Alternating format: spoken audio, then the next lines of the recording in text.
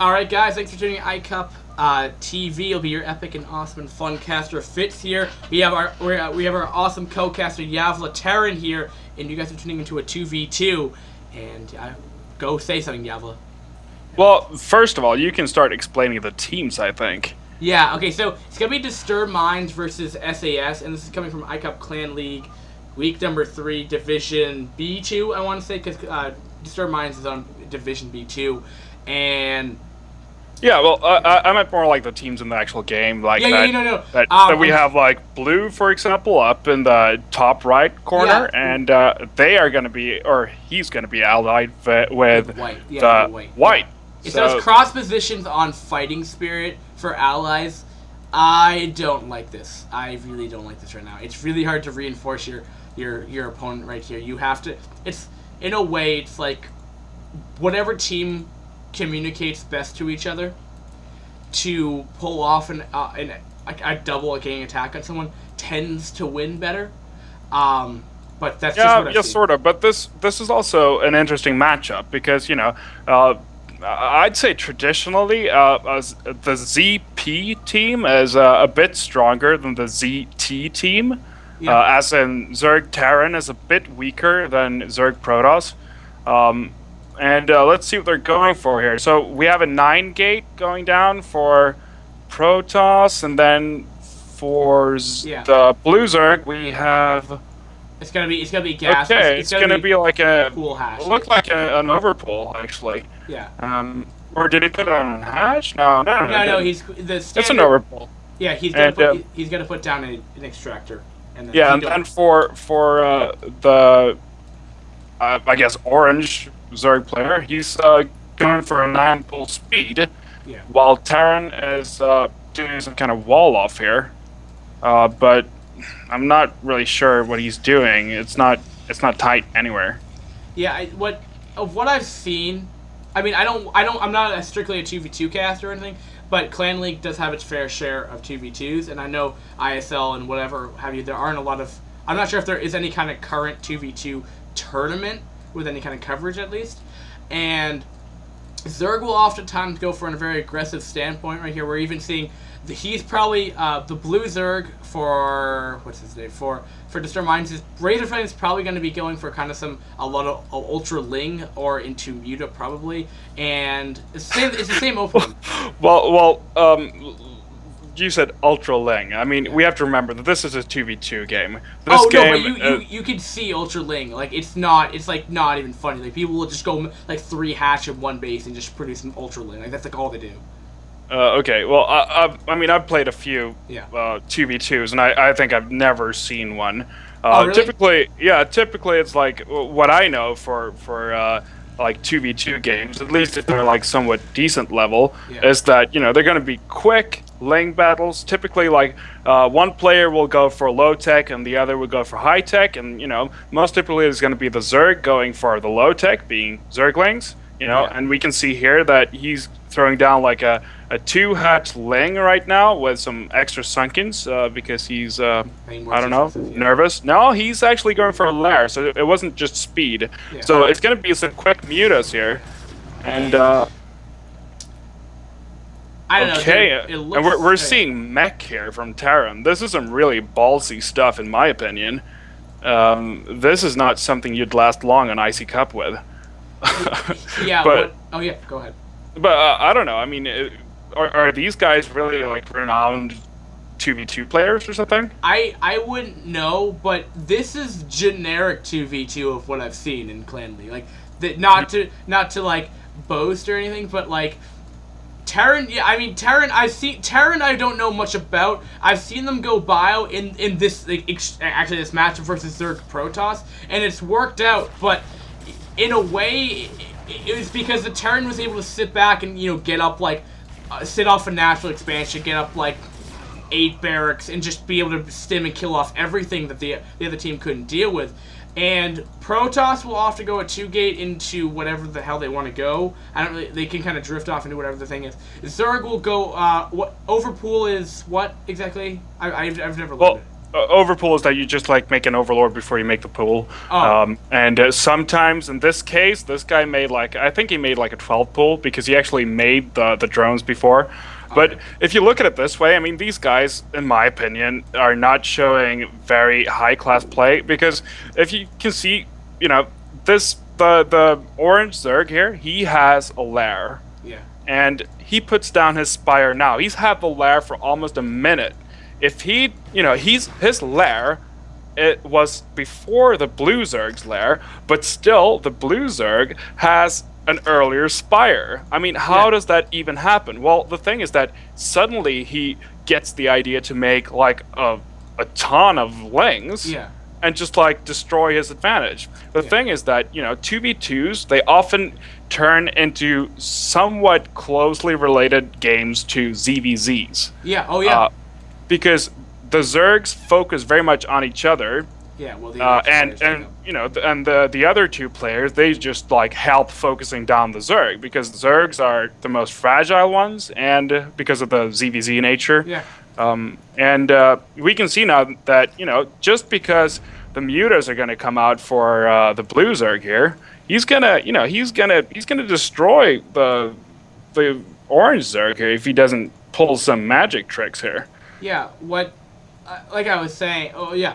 Yeah, I definitely agree with like Zerg. It's kind of like its own ZVZ and its own outright, and then the other two players are kind of added into it. Zerg, you go for quick speedlings, and then you go to fast lair with Muta, and they pretty much one base for their opponent, and they kind of just help get up map control for their opponent, so they could go take their own expansion right here. And the thing that Terran's doing right now is, I've seen this before, it's Mask Alliance, and you were saying. Yeah, well, I mean, we can see something interesting here too. I mean, this is obviously something they've been practicing before, actually. Yeah. I mean, that Protoss is going so heavily on goons here, from what I thought was a 9-gate, but it was actually a 10-15 gate into like 3 gates now. And he's going heavily on goons, which is like typically the ZVP combo, where, you know, the Z goes lings or later on mutas. Yeah. And now we're seeing a robotics facility, some really high-tech play, in my opinion, when it comes to 2v2s. But, you know, I'm only basing this off of my experience of 2v2s on IC Cup, and they're typically quick. And also of the 2v2 players that I've seen, I mean, one of the most famous 2v2 players in the foreign scene is sas.Pez. sas.Pez is, I mean, he is the master of the Zergling run-by. Yeah. He's famous for his speedlings, his early builds, and if he doesn't get the perfect run by, then typically he's going to lose in a macro game. That's just the way it is. Yeah. And I think I've casted one or two of his games. I didn't know who sas.Pez was. I just remember the name popping up once or twice, and I think he did win that one of the 2 games that I did cast of him. But yeah, he's appeared in Clan League at least once or twice, if not more. Yeah, he's a really good 2v2 player. I think he used to be a 2v2 partner with Technics, if I'm not mistaken. Okay. And Technics is one of the better players in ISL right now. I mean, he's been playing really well. But I'm not sure about that. I just remember that, you know, he used to play with somebody who was in the ISL as well. Oh, okay.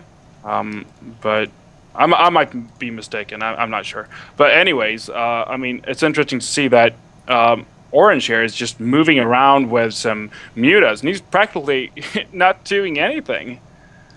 This is interesting. And he's got a superior muta count, and, well, maybe not anymore, but at least he had for a while. Yeah, he has. He still has a superior muta count. If he's smart here, he could definitely hit the Zerg at the wrong, you know, at the wrong time for him.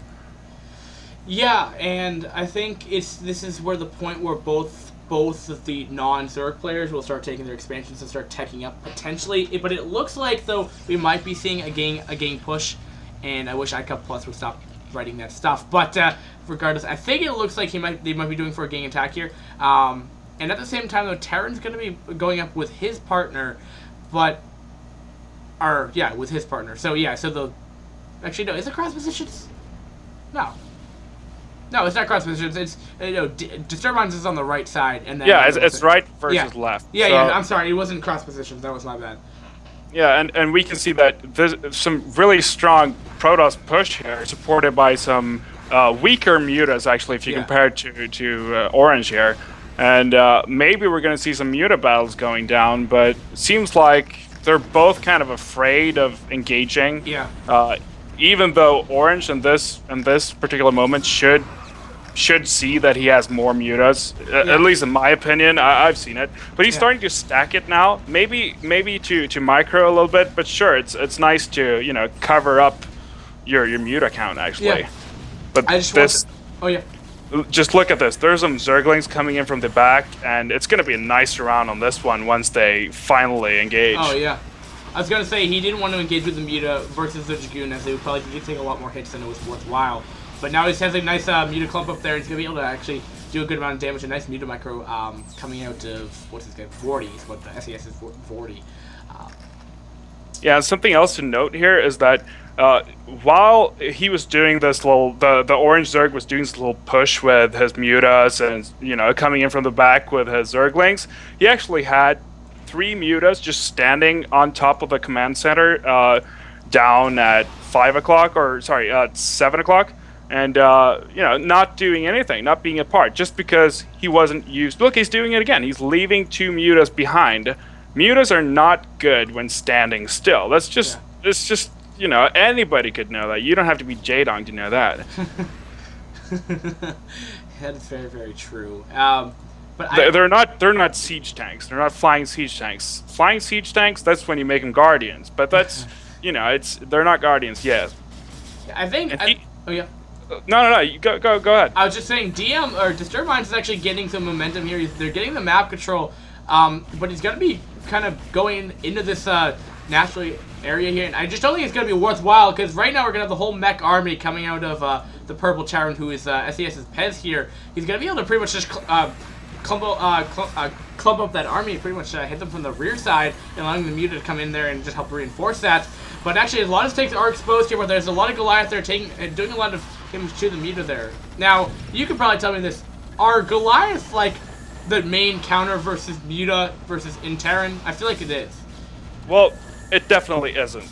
Oh, because Goliaths only do half damage, if I remember correctly, towards small units.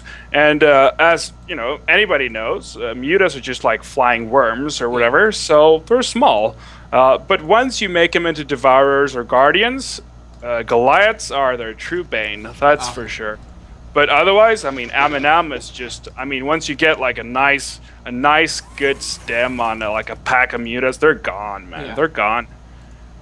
Just wondering, because I always thought they were like really, really good, but maybe I'm well, we have to remember that Goliaths, they still have like about the same HP as mutas have, and mutas, I don't know if mutas do full damage to Goliaths or how that works, but just know that if you take a few hits from Goliaths, it's not really that terrible. And look at these. This is some really nice player. And now we're getting the big muta engagement that I was talking about. And we can see that Blue here, he's backing off. He knows that he's got less. But what's interesting is that, Orange doesn't really have the balls to continue with this. Yeah. He has 2 sunken colonies nearby, sure, but somewhere he should be able to find a place to engage. Mm-hmm. Because if he has that many mutas and he's backing off every time he engages Blue's mutas, then he's gonna get trouble. Yeah. I wonder what language they're speaking. BDL, probably Russian or Spanish or something. No. It's not Russian. I think it's Polish. Oh, Polish. Oh, look at you. Russians tend to use Cyrillic letters. Oh, okay. I wasn't sure if they're using the Romanized version in Brood War, but nah. No, I don't think so. Oh, okay. What have you, but I don't know. SAS now is on the left side team is like just getting their armies are just so much bigger at this point, and I feel like we're seeing 1-1 out of Terran that no upgrades coming out of Protoss right now, and that's just gonna help out that much more. And we have 1-1 out of Blue's muta and no upgrades coming out of Orange mutas, but I guess the upgrade could counter the fact. Yeah, well, Blue really, by having 1-1 upgrades versus 0-0, I mean, that's really a huge advantage. Yeah. Having a lot less can do a lot here. So we'll see, especially since it bounces. That's like the classic thing that people talk about. You know, for every shot a Muta fires, it bounces, you know, 2 extra times. And if you have +1 armor, that's, you know, the damage is reduced by 1 for each of those bounces as well. And that's why +1 armor is such a huge deal in Muta versus Muta battles. But Orange is he's keeping up his harassment here, and just like throwing in a few lings here and there, just like, you know, making him at least a bit shaky, I guess, Blue here. And I mean, we can see that he snipes a Sunken here, so there's no Sunken in the natural now. Yeah, and like you were saying though, is that with the +1 carapace on the air, he's getting that, Orange is getting that, but we're going to have a lot of Muta coming in the main base right here, and there's not even a single spore to deal with this right here. He's going to be target firing. Oh, the Spire, it might go down before the upgrade finishes. Oh, that's huge. +1 carapace doesn't finish in time. Oh, man. Oh, that's beautiful. And something interesting about here that you can see about Protoss as well, he's bringing out his High Templar now. And High Templar, I mean, if you're fighting this type of Muta, you know, that are just like, you know, I mean, the Muta that you have here, they're kind of like, what do you say? I mean, they're standing still a lot. They're like, you know, they're like holding back. They're not being the harassing, moving type. I mean, it's easy to land a storm. Look here, we're landing a storm right on top of all of those siege tanks. Beautiful. That's just beautiful. It's like we're having our own ZVZ and then ZVP. I mean, and then TVP in the bottom part of the map right here. It's kind of ridiculous right here. And let's see what those Mutas can do up at 12 o'clock here. Yeah, nothing really. Yeah, I just want to... Also, SAS's Zerg was able to actually kill off Disturb Minds, actually, all the Mutaflock that Disturb Minds actually had, which would be the blue Zerg. And, I don't know, it's just like, that's kind of a big deal. I mean, upgrade for a whole Mutaflock, I mean, 2 base Zerg, I don't know if they can really recreate all of that huge Mutaflock, but... And now, look at what's happening at 1 o'clock now. I mean, he's got a ton of Overlords standing there. I mean, if Orange could just, like, start sniping some Overlords, that could be terrible. Yes. I mean, when you have that many Mutas, you can, like, pretty much 2-shot or sometimes even 1-shot Overlords. So, yeah, it could be beautiful. That could destroy Blue for sure. It's interesting that nobody has been, I mean, none of the Zergs have really dared taking the step towards Hive, especially for Orange, since he's, like, really, you know, he's been keeping up with his macro, and he's, like, getting his 3rd base. I mean, getting a Hive now, even though he has no saturation right now up at his main, it's still, like, you know, getting a Hive soon just to get those few Devourers out, that could be crucial. Yeah, while that was all going on, and there was actually Terran actually did an engagement onto the white Protoss, was able to kill off the expansion, and Protoss is not looking nearly as strong as they once were, as he's he's literally just mined out on his main rig now, and he doesn't actually have enough money to actually reproduce another. Let's have a look at 3 o'clock now, and we can see that these Mutas are just like tearing it up here. Not many probes are getting away, and we're having this lone High Templar just like, he's landing a storm, and all of them die. 4 Mutas, that's beautiful. 4 Mutas for 1 storm, that's just beautiful. And that's what happens if you keep your Mutas, you know, stationary. It's not a stationary unit. You have to think like Jaedong. You have to be on the move. It's like a motorcycle. It's kind of like that. It's like a vulture, but it's flying. You have to remember that. It's not a siege tank.